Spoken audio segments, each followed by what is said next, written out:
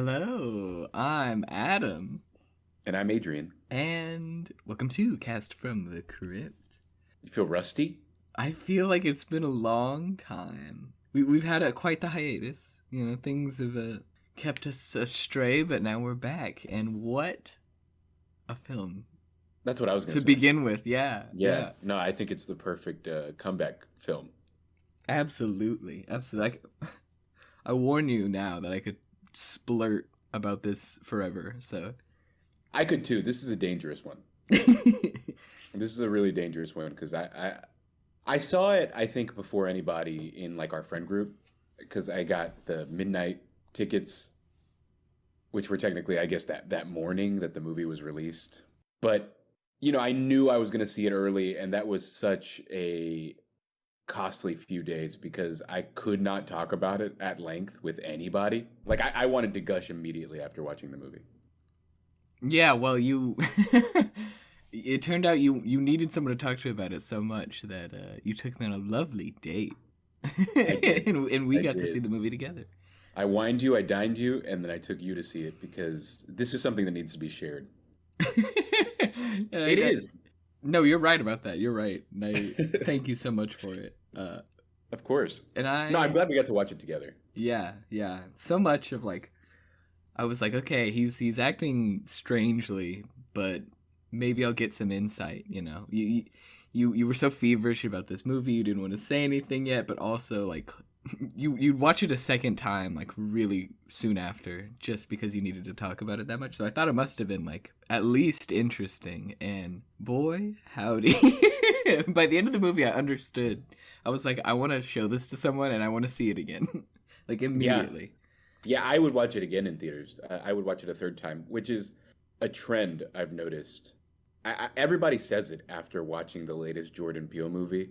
Not quite so much with Get Out. I think Get Out was pretty straightforward in what it was trying to achieve, and I think it achieved it. I think Us led to a lot of speculation and a lot of conversation, and the ending was one in which you have to watch it again and you see it all from a different lens.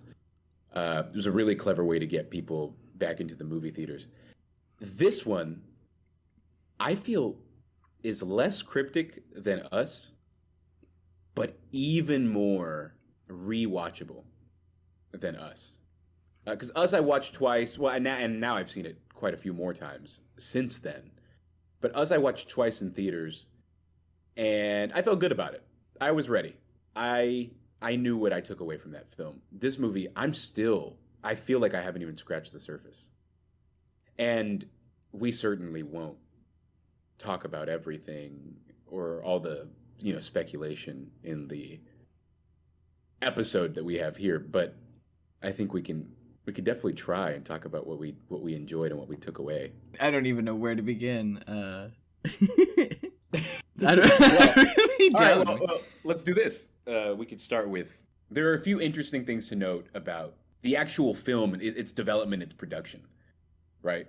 So this is, of course, the latest Jordan Peele joint. He writes, directs, and produces his solo stuff. He has recently produced a few more things under Monkey Paw Productions, which is now his own full blown production studio. It's the banner that he slaps on all the stuff he puts his name on. But he did Candyman recently. He got a production credit for that. But he truly does in his solo work. I think he wants to do all three things. He's a guy that likes to be at the helm completely in his projects. And so this is his third movie. I think that the ad campaign for this movie for me felt a little different than his previous two films. When Get Out came out, I'm sure you remember. Get Out came out and people were freaking out because Jordan Peele, to everyone else's knowledge, was a comedian. He was known for being a funny guy in a sketch comedy show. He wasn't known for being a guy that made horror movies, especially not good ones. And B, the film just ended up being so much more than I think anybody had anticipated, and it had so much to say, so much so that it took home that Oscar for original screenplay. And I think the hype from Get Out of course, led to way more hype and a really, really unique and cryptic ad campaign for us. And he definitely brought that into the ad campaign for this film. It's a very cryptic trailer. But if you've seen the trailer to this film, and I've already told you about this, but I really did feel that it gave away way more than his other trailers had, uh, because they show so much. They show the UFO in the sky, and they show kind of what the creatures look like at a point. They show these little plushies that are being sold, and then you watch the movie only to find out you really don't know shit. Like, you don't know anything about what's going to happen. And for me, this being the third project, I really feel that we've seen the evolution of a creative. Like, I feel like we have seen almost like a creative coming of age. Jordan Peele is a grown ass man, but you know what I'm saying, right? Yeah. So I don't know. This one felt very, very, very different to me. And the truth is that all of his projects are incredibly unique and really don't even share a lot of similarities with each other. So I don't know. That's what I had going into this. That's why I was so excited to watch this movie. Yeah, I've always thought that the ad campaigns for his movies are pretty good at not revealing too much and also building anticipation. And I agree. I thought like, oh man, they show a lot. But going into the movie, I knew Jordan Peele, Alien Ranch. That is what the movie is about, sure. But like you said, it does not scratch the surface of what happens and all the meaning behind everything, I suppose. So, of course, this movie came out very recently, less than a month ago. It's still in theaters as of us recording this. It'll likely still be in theaters as of the uploading of this episode. So I think it's fair to say that we're going to talk about the plot and get into some spoiler stuff. But the center of the story, it's a family story. I think that's something that he's really focused on his last two films. Of course, we had a more nuclear family in Us, but in this movie, I love that it's a sibling duo. Honestly, can you think of a movie in recent memory where it's a sibling duo? A horror movie specifically, I mean. I guess not. I mean, you see the husband-wife dynamic, you see, parents and young children. I never see two oldest siblings like trying to make ends meet after the death of like a family member. It's a very specific set of circumstances. If I may, I'm sorry. I could think of one. I can Please think tell of the Texas Chainsaw Massacre. God, you're right. I'm sorry. Never mind. This movie bit the Texas Chainsaw Massacre from 2022. And frankly, it does live in its shadow, doesn't it? Yeah, you're right. No, but I like it. I think the sibling dynamic is unique. You don't see it a lot in horror, unless it's like creepy little kids. You see that plenty. But with this, Keke Palmer and Daniel Kaluuya are just so good in this movie. I was in love with the two characters and their dynamic from the opening scene. We find out early there is a death. Keith David, the biggest sin of this movie, and honestly, it's great. It's fantastic. But Keith David is in this movie. They tease you with a little Keith David, and they kill him off in 5 minutes. He dies a very mysterious death. Objects start flying from the sky as he's having a casual conversation on the ranch with his son. And you don't see what it is until later, but he gets hit in the head with something. Something goes through his eye. And in what is one of the probably most effective visual storytelling moments I've seen in a movie in recent years, they show Daniel Kaluuya taking Keith David, his father, to the hospital. They're in the truck driving there. Keith David is spilling blood from his eye. He's babbling nonsense. You immediately know that it's brain trauma. Sharp cut to a dead Keith David on a hospital bed. Another sharp cut to the x-rays showing a quarter lodged in his brain. And that's it. Then we cut straight to the characters dealing with his death. And in fact, trying to continue the family business. I, in an age where it seems like all of these movies want to tell you literally everything that's happening, it was so refreshing to see just 3 short cuts. Not long at all. I mean, I think that whole sequence was maybe what, 10 minutes, including the dialogue between father and son. But we still understood their dynamic. We still got a sense of this is a strong patriarch, right? We still felt the weight of his death in the moment that they gave us in the truck, where Daniel Kaluuya is grasping, trying to get him to stay with him, right?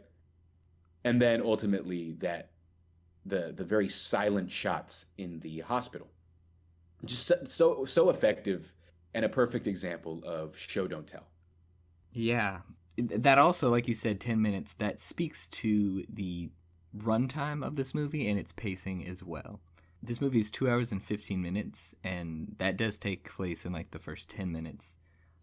And every significant moment in the movie feels pretty consistent from that point on. 2 hours and 15 minutes maybe is kind of a lot for some people, but I thought that the time flew by. I was completely engaged the entire time, and I think this first scene really sets that it really is a crime that Keith David was in this for as little as he was, but he is at least referred to later on. I think he's in a couple of flashbacks, and we get like a post-mortem narration of a YouTube video or something, so yeah. His presence is felt at least. We do get his lovely voice later. It's actually funny you bring that up. They also do a really great job. You can tell that he is everything to this business and this family, because the recorded snippet that you're talking about is it's like their ranch promo, basically, where they're talking about their heritage and how they started being in the movie horse business, because that's what they do. They breed and train horses that are used in movies. But the monologue that he has to introduce the business to folks is the exact monologue that Keke Palmer goes into when we first meet her character. She's just memorized her dad's spiel, and it's really effective. There's a phenomenal scene where Daniel Kaluuya is floundering in front of the directors, producers, cinematographers. He's just trying to get in, have the safety training so he can show people how to, respectfully handle the horse and safely handle the horse, most importantly. But he can't look people in the eye, and he can hear them talking poorly about him, talking about how, he's not going to quite live up to his father. His father was really good. And then his sister comes in late, but everybody loves her spiel. And it's just the same thing her dad used to, reiterate time and time again. So really, really great touches. That video that you were talking about, Keith David's voiceover, it plays in the background of a scene. Yes.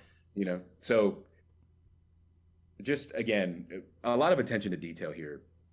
And I think that's what we've come to expect from Jordan Peele's stuff, Yes.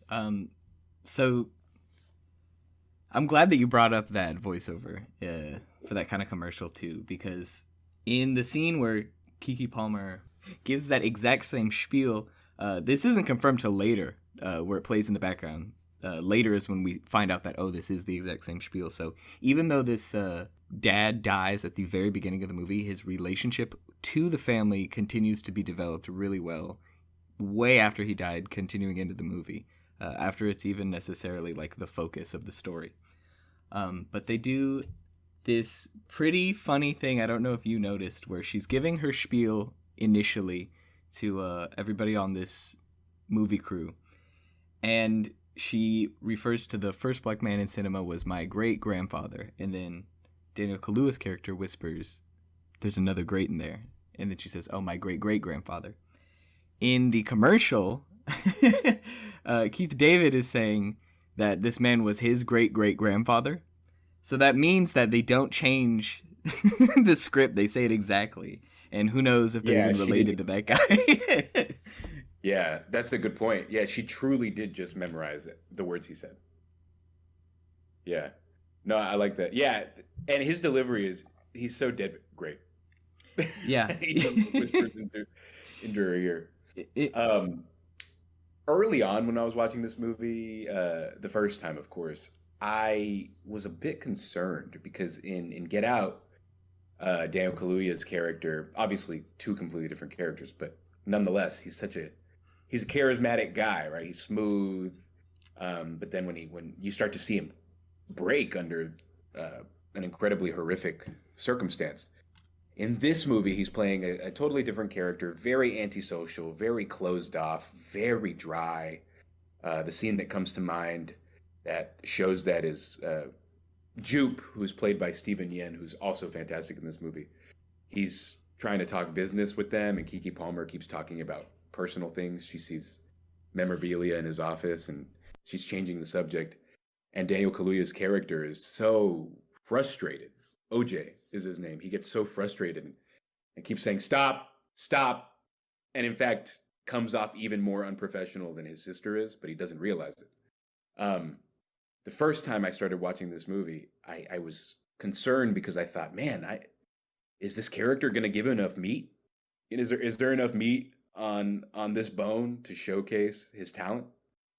Because he's a good actor, and you want to see him have a well-rounded, good character, a strong role. And I was concerned they were just going to put him in this little box where he was antisocial and a jerk.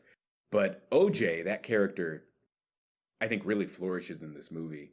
And Kiki Palmer is phenomenal too. But for me, the standout of this movie is Daniel Kaluuya, and everybody else is second, third, fourth, fifth, sixth. It's not as far as I'm concerned. I thought he was fantastic. I will say, Stephen Yen is also really, really good. When we watched it together, I came to terms with how kind of fantastic he is in this movie, playing Ricky Jupe Park. That's his character's name. yeah, so I think Stephen Yeun has less time to develop his character. Yeah, absolutely. It's definitely more subtle, I think, partly in just the practical. He's only has this much time to really flesh out a character, but it's probably some of my favorite writing in the whole movie is Ricky Jupe Park's whole arc. Yeah, me too. And we will definitely get into that soon, but Everything, and for me, this movie is just impressive. Like, yeah. You said it in the opening.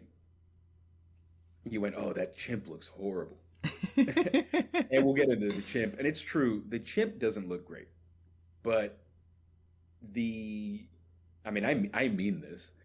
The shots of the ranch and all the stuff that they do in the sky, both at night and even during the day, the later sequences when they are actually trying to get the thing on footage with the cinematographer character, which we'll definitely talk about too. Those are some of the most stunning scenes I've ever seen. I think what happened was likely they used a majority of the special effects budget on, the star of the film, the actual UFO, right? And the chimp was secondary. I don't think the chimp looks that bad, but I agree it could have been better. But I found the cinematography in this movie to be stunning. And if I'm not mistaken, the guy that was the cinematographer for this film is the very same that does all of Christopher Nolan's films. So it's not shocking, right? Oh, I guess so, yeah. I guess that makes sense. Yeah, this is a movie, while I was watching it, I was thinking, wow, the cinematography here is so good.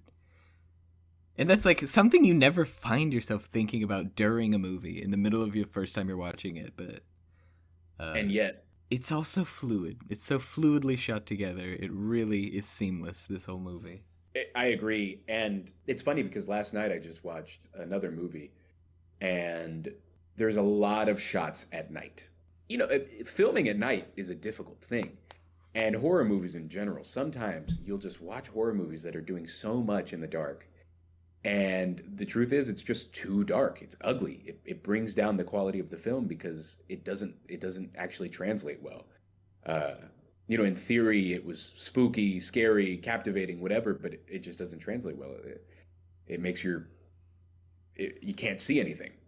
This movie, a lot of it takes place at night. And my God, it's so effective. I think that's partially because they shot it on 65 millimeter in IMAX, right? So not everybody has that in their budget. uh, not everybody's working with the. Forgive me, I can't say his name, but he's the Swiss guy that does the Christopher Nolan movies. Not everybody's working with that guy, you know. But nonetheless, this is some really, really effective night shooting. Yeah, I'm I guess you're right, but uh in that regard this movie is very much just a flex. There's a lot Yeah, of it flexing in is. this movie, but No, I really do feel that this is like one of those movies you get once in a decade. I don't know if that's a stretch to anybody else, but that's what it felt like to me. It felt like Spielberg made a E.T. and that's all people are going to talk about for 5 years. That's what this movie felt like to me. Like somebody made this incredible movie, and frankly, I just kind of hope that the next thing he makes can live up to it. um That's my genuine hope. I hope so. I'm not going to hold anything else to this standard because I think I will say I was hesitant to say this because I had just seen the movie, but I think I will say now that this is definitely probably my favorite Peel joint. And I think you'd Yes. agree. Yeah. No, this is my favorite Peel joint. And I like his I it, movies. I think he's only improved. I think he's gotten Definitely. better every release. I think his storytelling has hit near perfection in this film. I say near because there are small moments, nitpicks, I have to admit, that don't work for me here. I mean, the story itself is genius, especially the overarching metaphor with Gordy's home and the exploitation of the alien jean jacket, which they call him that later. Um, I think it's near perfect that the actual story of this. And I know people, ate up Get Out, and I understand that it was a very important film, and a lot of people, it really impacted a lot of people in very specific ways. But that movie for me is deeply flawed. This, not so much. Yeah, it's hard to tear down this movie. It's hard to talk bad about it without in the sake of like honesty just admitting how much works and everything everything that you could complain about this movie seems like such a nitpick. Yeah, I mean, later on, the stuff I'm gonna say Mm. is gonna be nitpicky, No, I know it's fine. Well, we're really and it we're hyping probably it up. worked for other people. Yeah, as much as we're hyping this up, I don't think we're overhyping it. I think it really is this good. Um, Yeah, it's just fun. It's interesting. It's unique. Uh, it's realistic. Like for me, this is realism. yeah. Like it was scary how realistic it was to me, and for something that's such a like God, you're right. what Yeah. you see in like right off the bat in this trailer, that seems like such a goofy, hokey kind of premise. Like aliens are abducting livestock. That's like the cartoon premise with aliens. But this movie is not that. It's completely realistic, and I think one of the best ways this movie grounded in reality is that it has like a very fair bit of humor sprinkled out the entire thing, Hmm. and it's mainly character driven because think about it, like real people would be trying to joke through the problems and Oh, we the would. horror. Yeah, we would be making jokes as we That's how we got go. killed. Yeah, but And oh, I'm sorry. I think that's just what most people would do. I think it's very human, and it definitely makes these characters relatable too. Like in the name of the movie is Nope, and it's a horror movie, and it's like that's kind of cheek and tongue, like right off the bat, and the whole movie is underscored with that same sort of like it's kind of funny if you think about it outside of the perspective of this is horrifying, you know. Mhm. Yeah, yeah. Well, hey, what's really funny is that he Jordan Peele. There's a lot of rumors about the title. People say that it's both that he named it after the reaction that people would have in this situation, right? Nope. Uh, there's also people that speculated it's a double thing. It also is an acronym for not of planet Earth, because there's a cheeky little moment in the movie where two characters, the fries guy, his name escapes me now. Angel. Thank you. Of course. Angel. Played by Brendan Perea.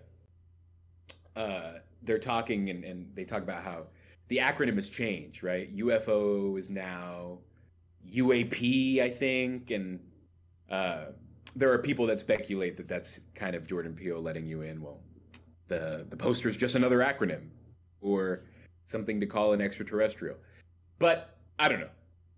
All I know is that anytime I watch a horror movie and there is a situation that there is no way in hell I would ever put myself in it, and I see the characters doing that, I think to myself, or I say out loud, nope, no way. And so I love the title. I think it's cheeky. I've heard complaints about it though. I've heard people that don't enjoy the title. I understand why it'd be kind of jarring. I think, but I definitely appreciate the title after seeing the movie. Yeah. Admittedly, before the movie, I was like, well, that's, I guess, kind of strange. Right. But I thought maybe it'll be more of a comedy, and in a way, it is. But I would never call it a comedy. You know, it's definitely horror drama. But the humor in this movie is very self-aware, isn't it? Too, like, so many times, like naming it Nope. Anytime a character in this movie says Nope, and there are a few times. Of course, the character doesn't know that, but the writing, it's written around you as an audience member, knowing you're going into this movie called Nope that you don't know much about.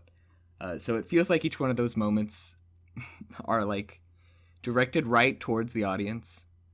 Like, the movie really seems to be silently speaking to its audience throughout the runtime without directly breaking the fourth wall. Like, if this makes any sense at all. No, it does, and it does it very tastefully. It really toes the line. It really, really toes the line, while still being, as you said earlier, incredibly realistic. This movie is very funny at times, but you're right. I would never call it a comedy. I have to say this. I think this is a first. This movie kind of horrified me the first time I watched it. Yeah, Not all of it. Not even most of it. But there are two specific moments that I can mention. I can too. I felt genuine fear. And you and I have seen, I don't know, several hundred to 1,000 horror movies, especially combined. We're a well-oiled horror machine. You know, I'm never scared, and I mean, the first time I watched this, I shook. I was like, wow. I've never felt this in a movie. And the first time I saw it, I was lucky enough to watch it in IMAX. And so, oh God, you already know what scene I'm talking about. I know you do. The screams of the people, they're being swallowed. Yeah. And you see their POV as they're in this horrifically tight space, and you just do not know what they are inside of. You truly have no idea what this thing is. It's the not knowing. It's the tight space. It's the horrifying screaming of 40 people at once. And all you are doing is sitting and watching. And in IMAX, I'm hearing it all around me like I'm in there with them. It was genuine fear, man. It was genuine fear. And that's the biggest compliment I can give a movie, is a horror movie especially. I felt genuine fear. I felt what they were feeling. And my God, that is such a rare feeling. Yeah. I truly can't name another movie that's ever made me feel that way. I agree. I mean, that exact same scene for me, I was like, it was scary. I watched you like a sick man. I was watching you to see if you felt the same way I did, and I know you did.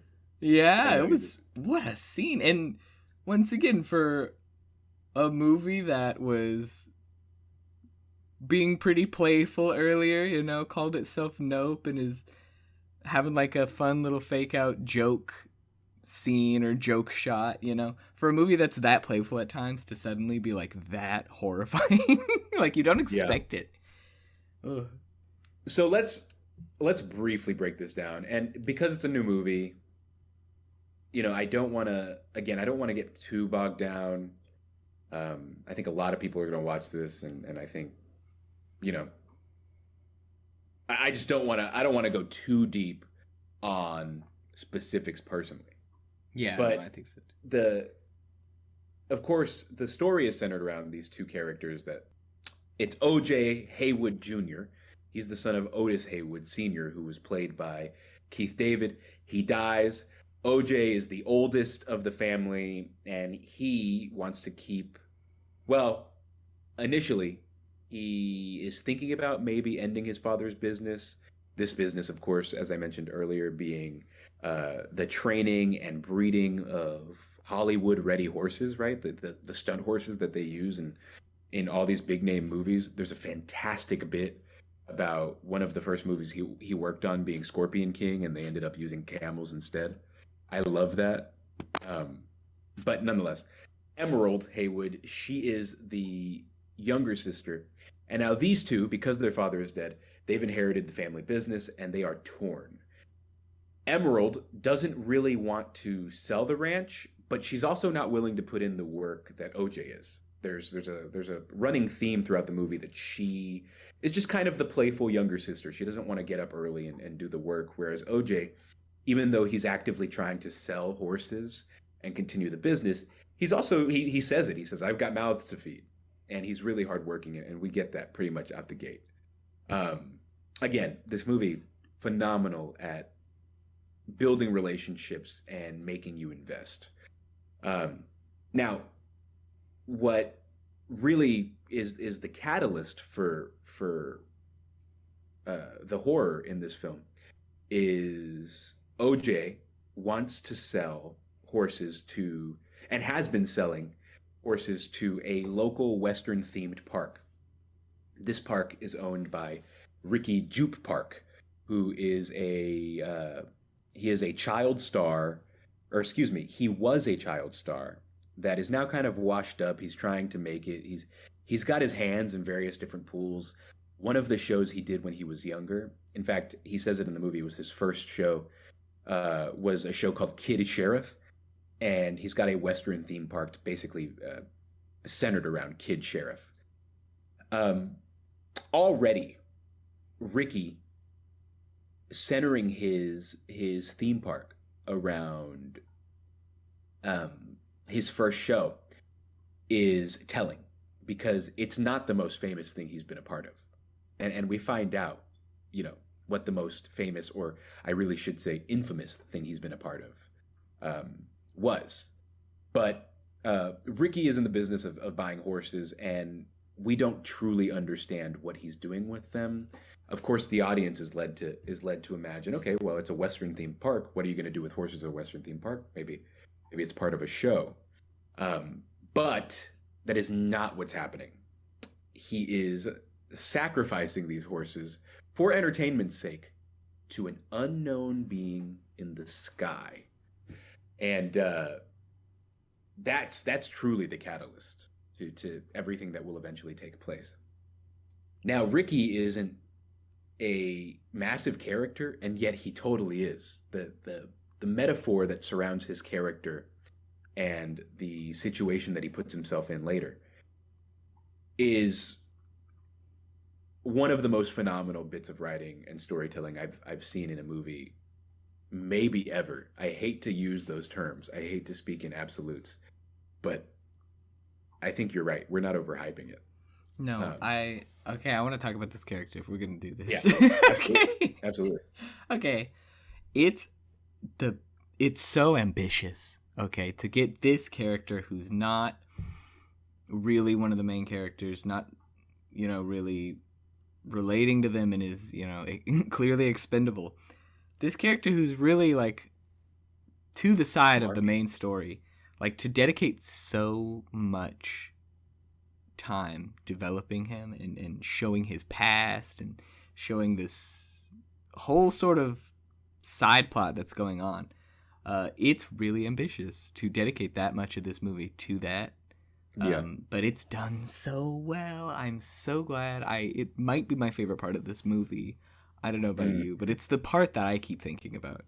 yeah, and it's the second most horrifying part to me. Okay, well, Truly, see, for me, this was the most horrifying part. that's fair. Chimps are horrifying. The movie opens. Yeah, Can I? Do you mind if I? please. The movie opens with uh, we get a Bible verse on the screen.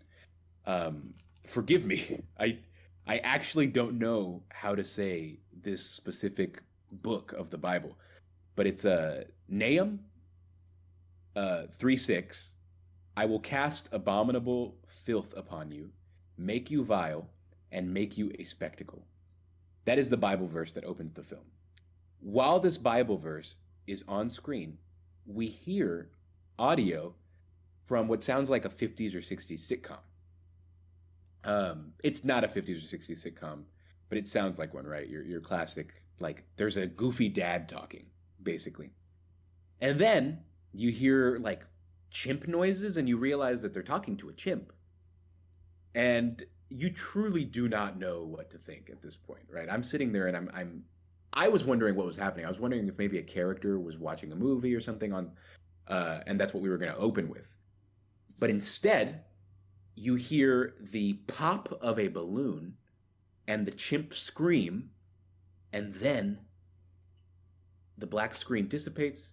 We have a stark cut to what looks like a destroyed movie or TV set. You see the audience seating, where we have a kind of a cluttered view of a set. You see a woman, her body bloody. You really just see her feet on the ground. And then you see it. A chimp, not a particularly well animated one, albeit, but a chimp covered in blood looking around. And then Well, we cut away and we meet our main characters. the very first thing we see, actually, is a shoe standing on end You're right. miraculously, You're like right. The shoe. impossibly. That's the very first shot of the movie, and it's next to this woman's body. And then we zoom out, and that's when we see amidst this hectic scene with a destroyed set, this chimp covered in blood, and this dead woman. In the middle of the scene is this shoe standing up on end, like impossibly, it would seem. Uh, and this is the initial shot. Then we cut to just this young. Do we see him in the first shot? Or is it just this quick yeah, No, right? we just see the chimp. Yeah. Yeah, and it's just this one quick shot, and then the movie starts. And you're so confused as to what this is at first. They just flash it, and then the movie's playing. And it's not till later we slowly keep getting pieces of this flashback until we get the entire scene, and then the ending of Ricky Jupe Park's character's arc in this Yeah. film. That opening is to use your word from before is so ambitious because you can lose a lot of people there. Yeah. And he did. You know, we jokingly in our friend group's chat, you saw, right? We shared the Logan Paul review of this movie. And the things that people that don't like this movie, that the things they complain about, and I've read a lot of reviews, are the chimp and the shoe.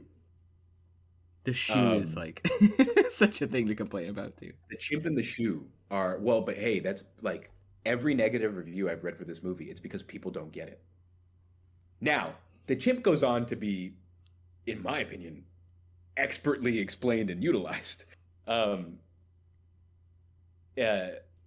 don't even know how to begin to talk about this. I know. I'm gonna do my damnedest. Okay. So these sequences Adrian, are wait, is you cut developed. out. You cut out. Oh, it's okay. It's okay. Okay, Can you go. hear me now? Yeah, you can go now. These Sorry. sequences are presented to us. They're not presented to us all at the same time. In fact, the movie is actually broken into chapters, and at the beginning of each chapter, we get a little bit more of Ricky's story, which does involve this chimp that we see. So what I'm going to do is, because I think this is the best way to explain this. I'm going to tell Ricky's story, and we can discuss how that ties into what is the climax of this film. Okay? Yeah? Sure. So, at the opening of the film, of course, we have that horrifying scene of the chimp covered in blood. We are only left to imagine the worst.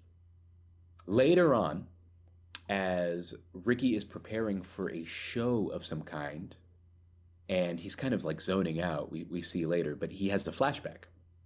And this flashback, we finally see his face, and we learn that opening shot that we saw, seeing the chimp, the shoe, the woman lying down in frame, that is through the eyes of young Ricky. Young Ricky.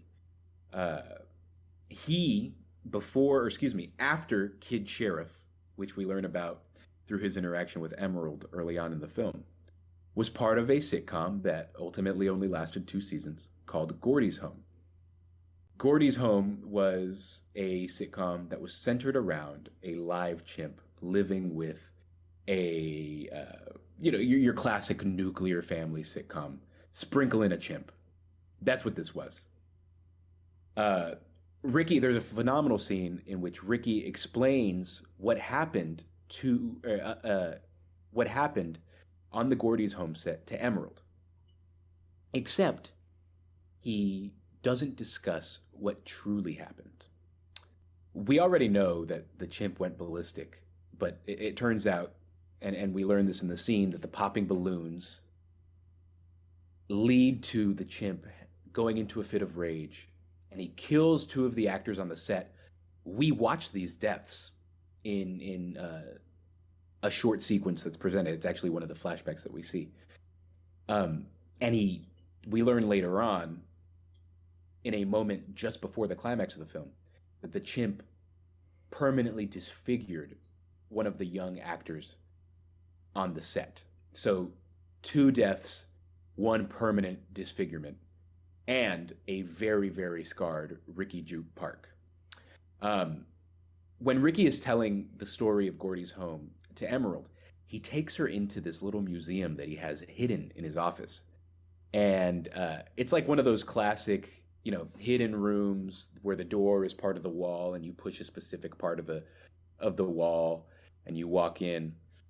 And he's talking about how he's made money off of this little museum he has, the show Gordy's Home. It's had a cult following.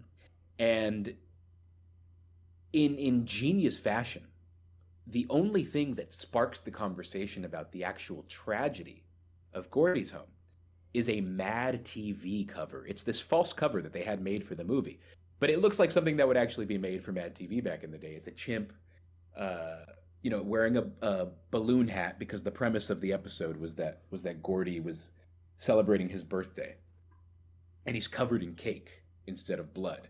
And as Emerald asks what happened on that awful night, Ricky doesn't he doesn't discuss anything as far as the gore and the horror. He just says, Gordy snapped, and it was a crazy 6 minutes. And then he goes on to talk about like an SNL sketch. He goes on to talk about how much money he's made off of this little museum room. He says that a Swedish couple, I believe, spent like $20,000 or $50,000 to spend the night in the room. But he completely avoids talking about what caused this tragedy. He doesn't go into the fact that, you shouldn't use and abuse live animals on, sets, right? He doesn't go into the fact that he watched his coworkers die. He doesn't go into the fact that he watched his crush get her face torn off by a chimp and eaten. He talks about how much money he's made and an SNL sketch. And already in that short sequence, we learn just how completely damaged and incomplete this person is. This person is in disrepair. And ultimately, the larger metaphor in this movie, it shows us that Ricky never learns. His inability to learn from his trauma and to process his trauma, watching those people die and watching that exploitation and what happens, ultimately leads to even more tragedy. Because he's physically unharmed by this horrific incident, um, he's able to lie to himself mainly and sort of present this career and this idea, this image of himself that he's moved on and continued to do other things, and currently he owns a park and has a business in show business, and worked with these horses for a time. But um he says it like it's just one of the many things he's done, but clearly this is like he acts all nonchalant about it, yet also has a secret room in his house dedicated to that show. Yeah, and we watch him flash back to those traumatic moments. Yeah, the show is literally kept hidden behind the facade of his current life, in the layout of this building he lives in. Yeah, yeah, you're right. It's literally being buried in this other thing. That's such a great observation. The flashbacks do reveal that in Gordy's final moments, he just after he killed the guy that played Ricky's father, he snaps out of the daze that he was in, or I guess I should say the craze that he was in, the fit of rage, whatever it was. And he approaches Ricky under the table, and there's a really great moment when Ricky is talking about it's one of the first things he says as he takes Emerald and OJ into the little museum. He points to a framed picture of Gordy and him doing a fist bump, and he says, "World's first exploding fist bump." And she goes, "Really?" And we see the world's last, or I guess we see his last exploding fist bump with Gordy. He snaps out of it. He approaches Ricky just after eating faces and killing people. And he extends his fist, because he's finally calmed down. He extends his fist to his buddy to get an exploding fist bump, because that's what he's been trained to do. And we see through Ricky's eyes the chimp get its brains blown out. I mean, it's horrific. I was shocked and hurt at that scene. That's the best way to describe it. Yeah.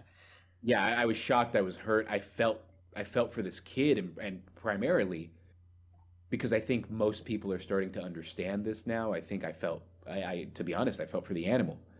How many headlines do we see about these jackasses that jump into enclosures with animals and force people to kill these rare endangered animals because of their tomfoolery, because of their inability to respect that specific animal, right? Their indifference to these creatures.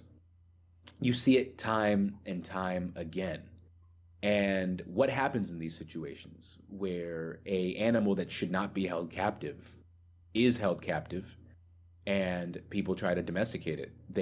Sometimes this very thing has happened, where a chimp that was being raised,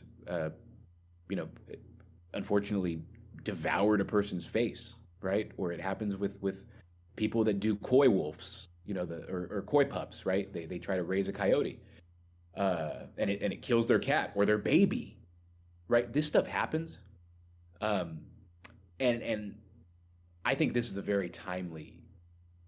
I think this metaphor, using this chimp, probably wouldn't have worked in the early 2000s. I don't think people would have felt the same way that they feel. But we've seen enough horror around people trying to domesticate these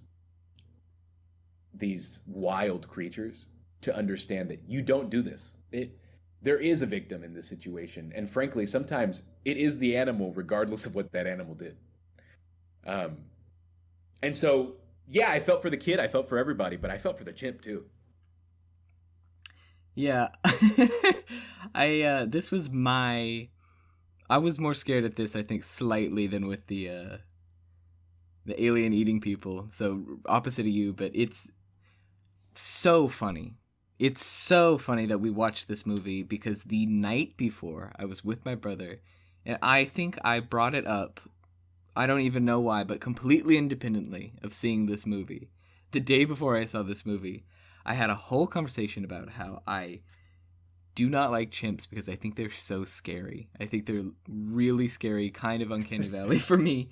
And I went on to talk about chimpanzees in show business and how weird that is for a very long time. Um, And you had no idea what was and I coming in had this no movie. idea what was going to happen the next day, what I was going to see. So I had just been thinking about this exact thing right when I went in to see this movie. I don't know if you watched it with me, but I watched this really, really stupid movie called Spy Mate. I do know Spy Mate. Yeah, I watched it with. I watched Spy Mate when I was intended to watch it, you know? Okay, I watched it with some friends of ours just as like a gaff because like it's a dumb movie. It's a movie about a Yes, totally. a spy primate. There's a chimpanzee who's a spy.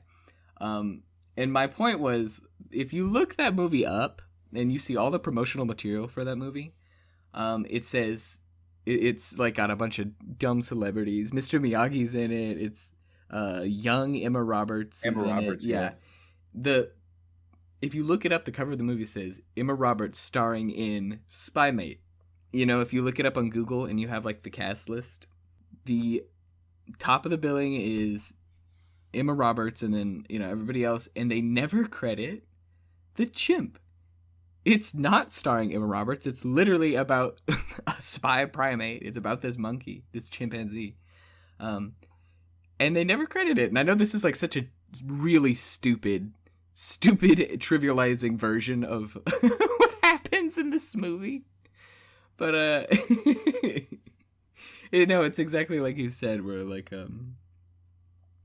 they really do make the monkey do all the, you know, isn't it like a saying to like, you know, dance like a monkey or work like a monkey or something, you know? Like it's such a accepted, like taken at face value thing that like the animal, the monkey, the actual chimpanzee living creature is just like there to work for some businessman who owns him and makes Right, him dance go in on monkey dance. movies.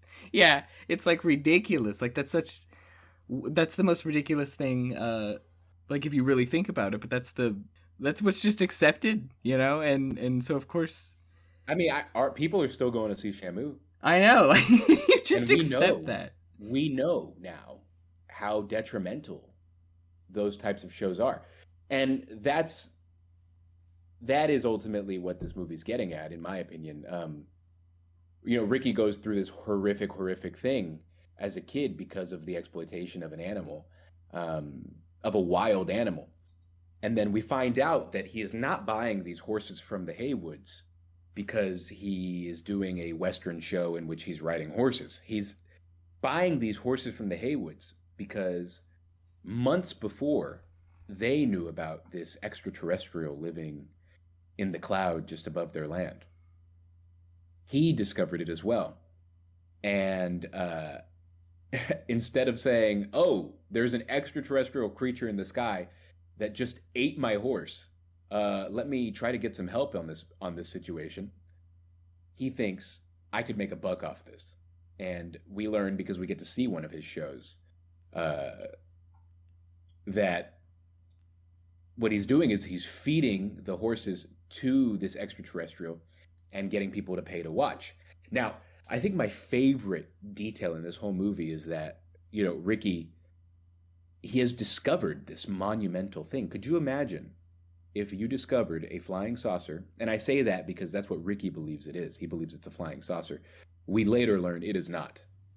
But if somebody discovered a flying saucer that was taking horses and they were doing that show, you know, out of some tiny Western park in California, it would be everywhere. It would be all over the place. But I think very much to Jordan Peele's credit, the point that he's trying to make is that even on this day when Ricky is doing this show, he goes to the Haywoods and practically begs them to come. Remember, he gives them the flyers, and we see a shot of it like in horse poop later.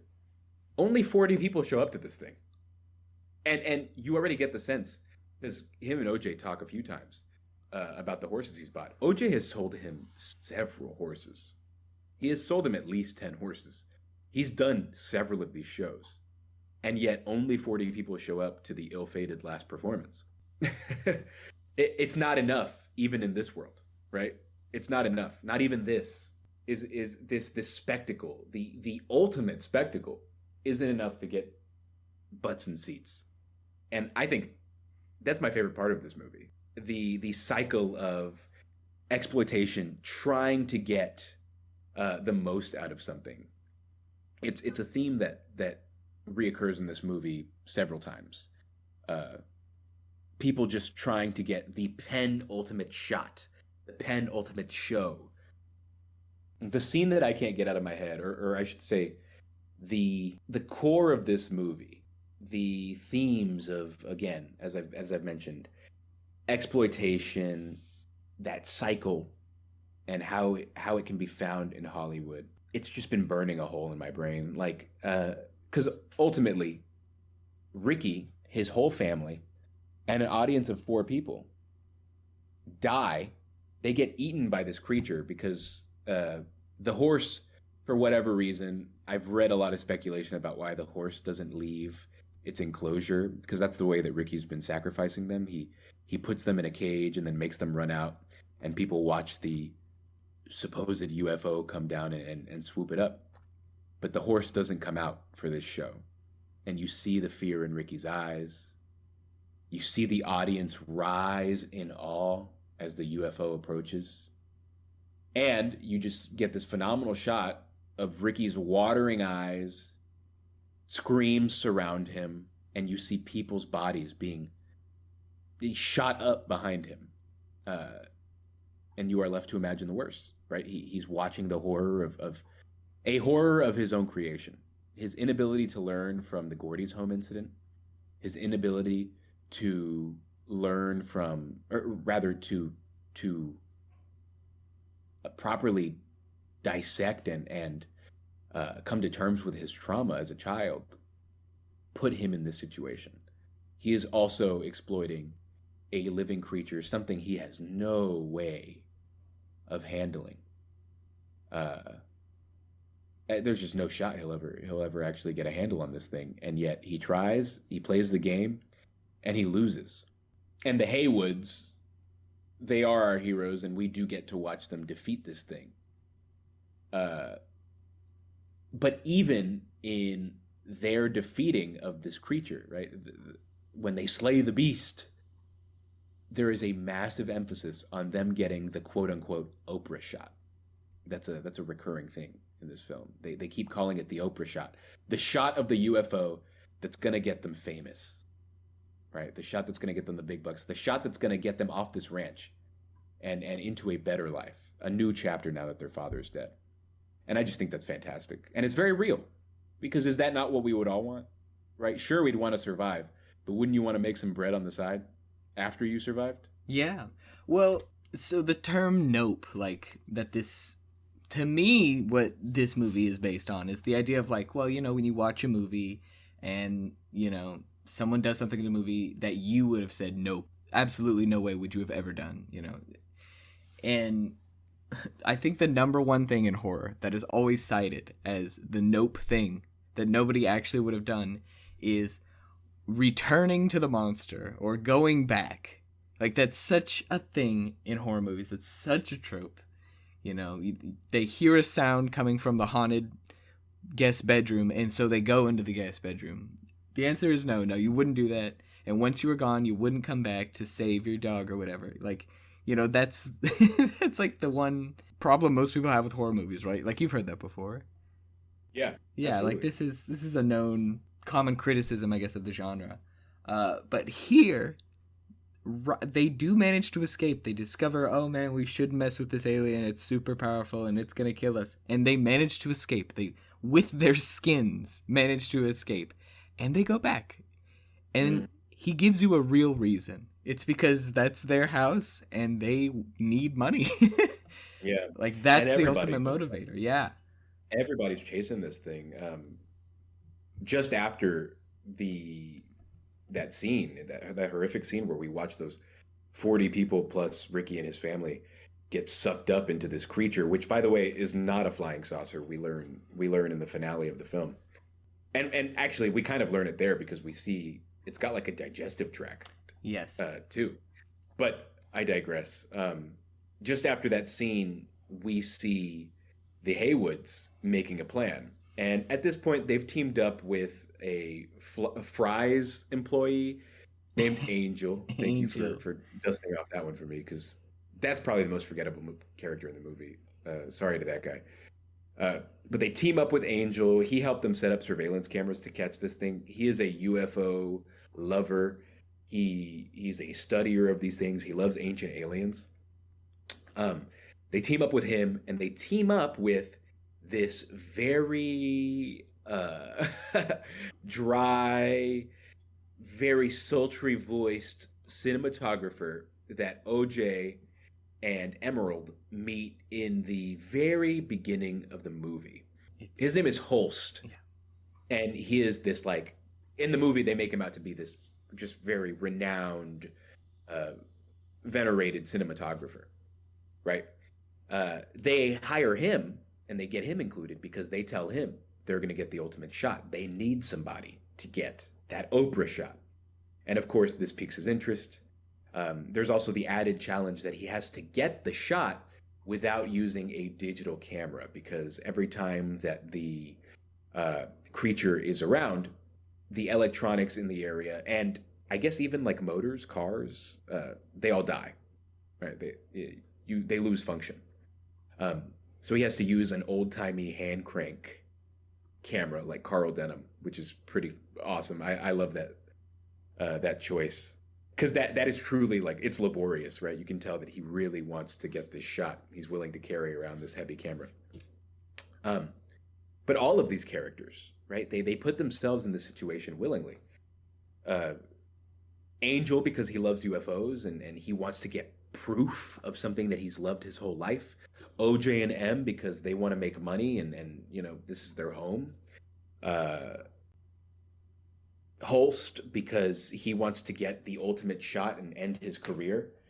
And Stephen Yen earlier, before his death, because he's trying to milk that cash cow for everything it's worth. We do briefly meet, in what is my least favorite film in the movie, a TMZ reporter that, as they're trying to get their shot and as they're trying to lure this thing out, the TMZ reporter tries to drive his motorcycle onto the property and see what really happened to those 40 people at Jupiter's Claim. It's a really goofy scene. The guy, he's riding an electric bike going very fast, and the UFO sees him in the sky. And of course, we know that it creates an electromagnetic field. It shuts down all electronics around it. As he's zipping into the field, even after Emerald warned him not to go in there, he shoots off his bike, and he is just horrifically mangled because, you know, he shoots off his bike going 60 miles an hour. He's like broken his leg, broken his arm. And OJ goes up to him and is like, "Come on, get on my horse. I got to save you." And the guy's like, "Take a picture of me. It's awesome. Take a picture of me." And then even as the UFO comes down and starts to eat him, he's like, "I need my camera, my camera."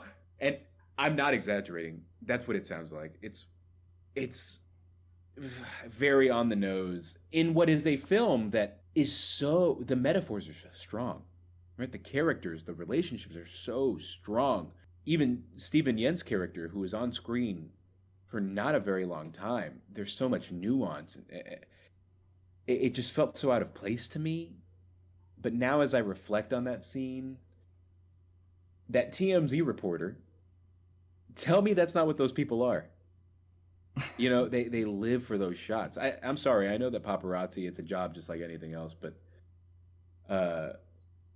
I'll say it, I can't think of a more soulless profession. And so I kind of get it. Well, okay, I get that. I get what you're saying of like, well, people are like that. It really is, you know, okay. But that is a problem. That I still don't like this. It's still a part of the movie. No, I don't love it. But that's my defense. That is a like problem that pretty much the entirety of that audience cannot relate to. You know what I mean? Like, I will not understand. The people that are going to see this movie. Yeah. The TMZ guy is not something I know about. Right. And if those people did go sit in the audience, they're Logan Paul. Right? Yeah. Like they don't get it. And so they're not going to. They don't get it and they don't want to get it. You know, it didn't immediately appeal to their like Michael Bay love. Uh, and so they're like, nah, I give up on this movie. You're right. I think the scene could have been cut. It probably would have helped the pacing of the movie. Frankly, I think the movie would be stronger without that scene. Yeah, Because they do the same thing later on with Holst's character. He wants to get the shot. There's a quote at the end of the movie. They have the thing on footage. They see it come down and eat the TMZ reporter and try to eat OJ. But Holst's character, he says, "We don't deserve." What does he say? We don't deserve. Right. We don't deserve the impossible. And he decides to get a smaller camera and go chase after the thing. And it ends just about as well as you'd expect. He gets sucked up and dies. And you hear his screams echo through the sky as he gets carried off. Okay, even that motivation too, though, I'm still kind of... Yeah, but what I'm saying is, my point is that they try to do that same thing twice in 10 minutes. Yeah, we get the message. You know? Yeah. So at this point, like, we get this theme, okay? We've had enough examples. I don't mean to speak for you, but totally to speak for you. Like, that's a pretty small blemish on what is otherwise a fantastic movie. No, exactly. Yes, of course. Because even Angel, who I don't love, I actually kind of grew to love him eventually. Oh, you immediately, I think, okay, here's this character. He's not going to be here long. He's this joke bit character, like, pissy guy who works at Fry's. Then he comes back for another scene, and then I'm like, okay, well, he's the comic relief for right now. Then he comes back and is, like, continuing to be a part of this movie. Like, I thought it was some dumb throwaway bit. So yeah. I went to, like, accepting it, thinking, oh, haha. Then, oh, my God, he's still here. And then to, oh, he's a whole character, and I'm glad he's here. You go through that whole arc, like, so quickly. He does grow on you. Yeah. Sure. The 5 stages of accepting a character. Yeah, the 5 stages of Angel being there. Yeah, it's fine. I mean, it's just, this movie has so much to say and it's so ambitious that truly those are just small blemishes. Yeah. I don't think Angel detracts from anything too. Like, I think, once again, this is another one of these very fine lines that this movie walks perfectly. Yeah. I feel like he could have been a problem, but he was not a problem, and I really appreciate that. and I think that's actually growth on Jordan Peele's part, because, to be honest, and I don't think this is a popular opinion, especially with Get Out, but I think his name is Rod or Rob, whatever, that TSA character in Get Out. It's like Roland or something. No, it's Rod or Rob. It's one of those two. Maybe it's Rod. Yeah, it's definitely one of those two. I think it is Rod. Yeah. But anyway, it shows you how little I care about that character. I know a lot of people love that character and found the comedy to be very effective. I actually only thought it detracted from the movie. And with Us, Tim Heidecker has a character in that movie, and I don't think he detracts from it so much. But later on, like, even when, like, families are literally being murdered in front of you and you're watching the whole thing, they try to do, like, physical comedy with Tim Heidecker's character, and you know, with this movie, I think it towed that line and did it better. You know, I think Jordan Peele, this is not a funny movie. I think maybe there's a pressure to have funny moments in his horror. Maybe there isn't. Maybe I'm just making that up, but that's kind of the vibe I've gotten from his 3 films. But I think this movie does it way better. Yeah. And who knows? Maybe he'll lose that entirely in his next film. I have high hopes, but I do too.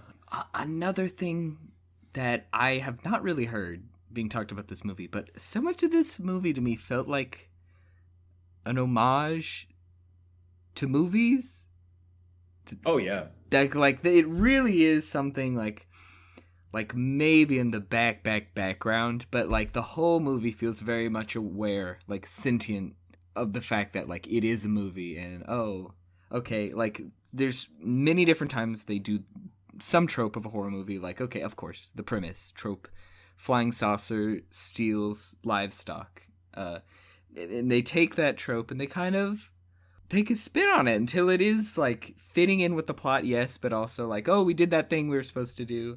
Uh, I know this is like a very abstract thing to say, but like it does that a lot this time. Like there's the fake jump scare at the very beginning happens, with Ricky Park's kids like dress up as aliens and scare OJ like pretty early on in the movie, and you think, oh man, it's the aliens, and then you find out it's that fake out first scare like trope that they have it there, but it also feels like, okay, we're doing it so we can do it, so we can do this thing you're used to.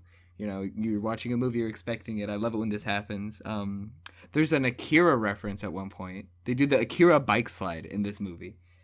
Well, You know? and the final form of the actual creature, um, because I should just mention it like outright that you're led to believe by the trailers as well that it's a flying saucer, but it isn't. It's a creature that develops in stages, and by the end of the movie, it takes this incredibly unique and insane form.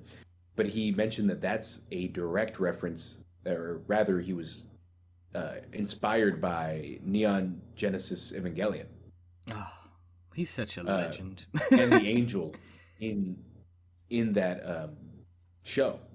So also just like a love letter to Japanese animation, I suppose, right? I guess he's a legend for that. Yeah, no, but yeah, like stuff like that. Like it's aware of the fact that it's a movie, and it's kind of being appreciative, if that makes sense. It's a Yeah, very abstract thing to try to describe, but this movie does do that really well. I no, noticed and I I appreciate completely it. agree. Oh man, I'm. Uh, the finale is incredibly epic.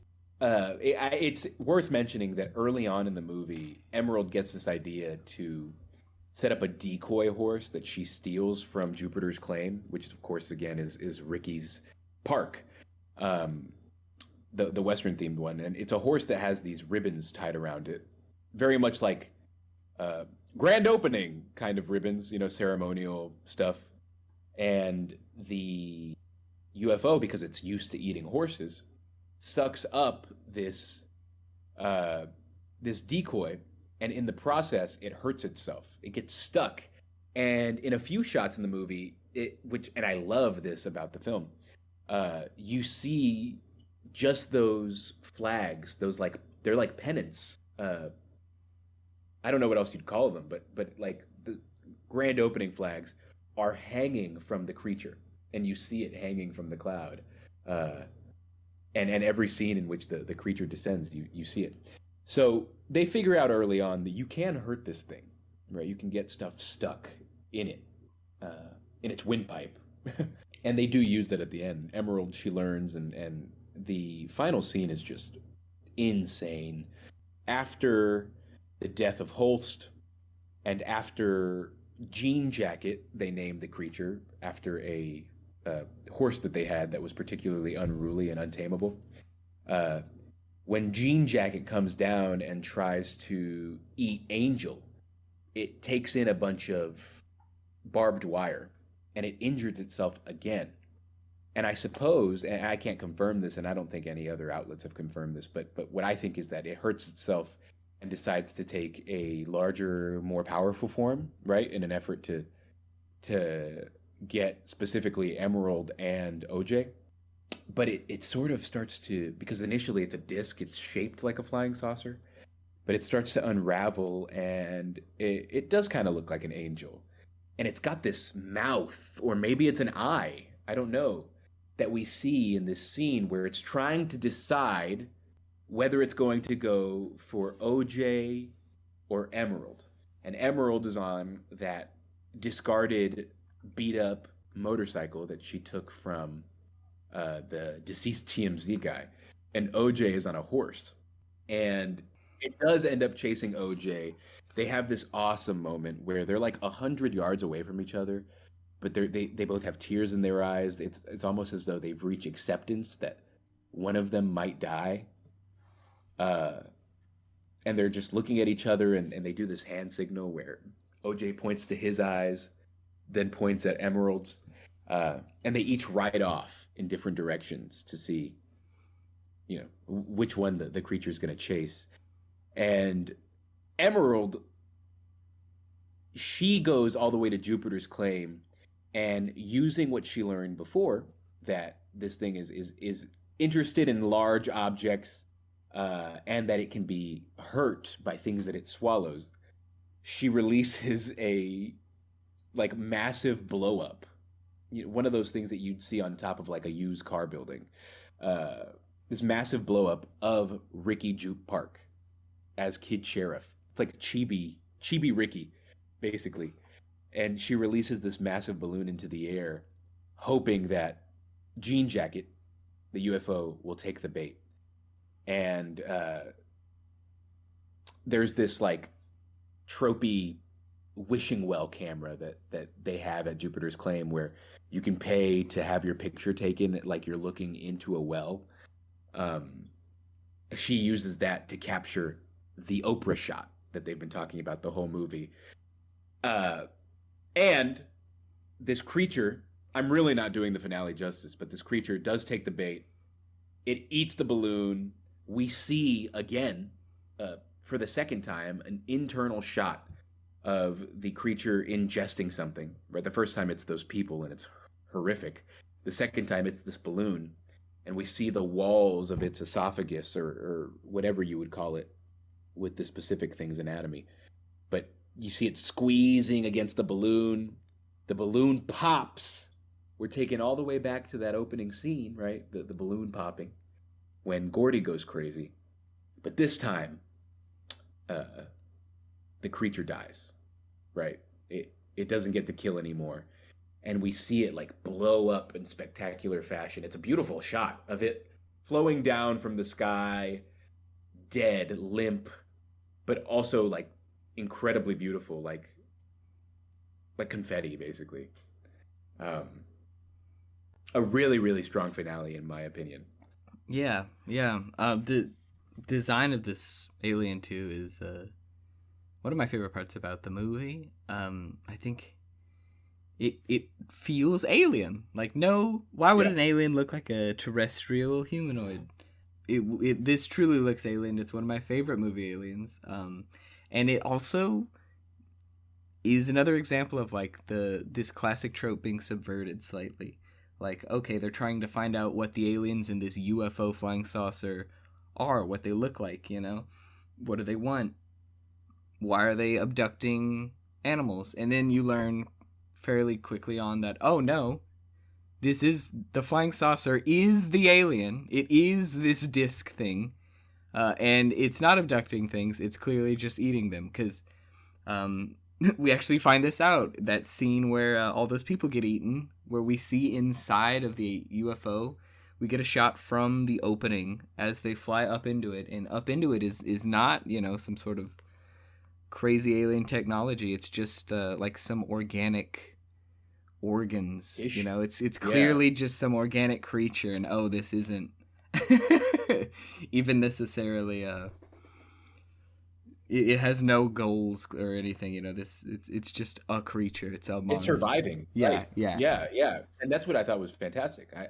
I also love that it takes, when you think aliens, when you think UFOs, at least here in the US, we think Roswell, UFO, flying saucer. We think the flying saucer is classic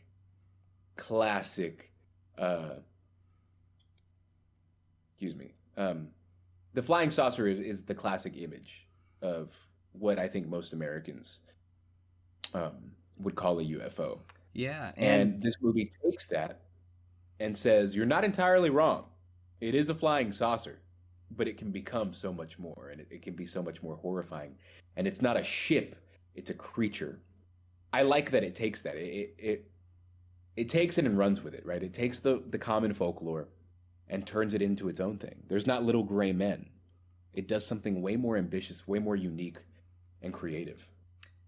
Even the assumption that it would be little green men is like yet another example of characters in the movie, but also us even as the viewer, just trying to anthropomorphize these absolutely non-human things to a point where we can like deal with it in terms of like a value to it, if that makes sense. Oh, There is a lot going on in this movie, yeah, it's and layers on and layers. and the truth is, I could go on, but I think that the thing I really want to impress upon people is that they need to see it, and they need to see it in theaters. Yeah, yeah. There's no way um, you can even begin to fully I talk about it. no. I got to be real because we've been talking about it for a minute already. Um, I got to be real. I just watched Prey, totally unrelated, but also super related. I just Okay. watched Prey on Hulu. Now, hear me out. Hear me out. I cannot believe that that movie had no theatrical release. And I see the trends. I see what direction we're headed. I go see this in theaters before like theaters aren't a thing anymore, man. This is going to be like this is an experience. I think it has to be seen on the big screen.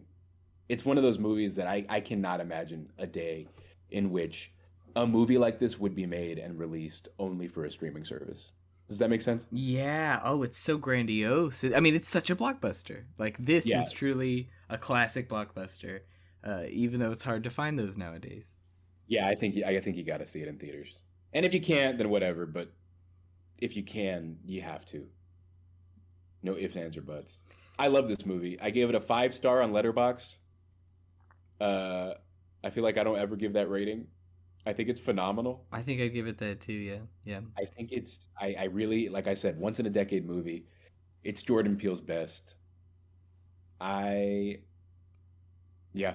There's so much we didn't even get to talk about. Like there's a fantastic blood rain scene, but Oh my you God, know, the blood rain yeah, scene. Well, I mentioned the beautiful shots at yeah. night, right? But Well, but you're right. I mean, highly specific recommend that. moments. Yeah. Yeah, But I could go on forever too. Yeah. yeah. I'm never gonna stop thinking about this movie, and that is the mark of a truly good movie. Is I agree. how much you think about it after you saw it, and it is still yet to leave my mind. I still will bring it up out of nowhere to people who maybe haven't seen it. I will too. I will too, and I will make sure everybody I know has seen it. Yeah. Okay. Thank you so much for talking about Thank it you. and watching it with me and showing it to me. You're welcome. I'm glad that we got to come back on this one after a short hiatus. Yeah, I think that this was a great choice. Me too. Thank you everybody for listening. Please watch this fantastic movie. Goodbye.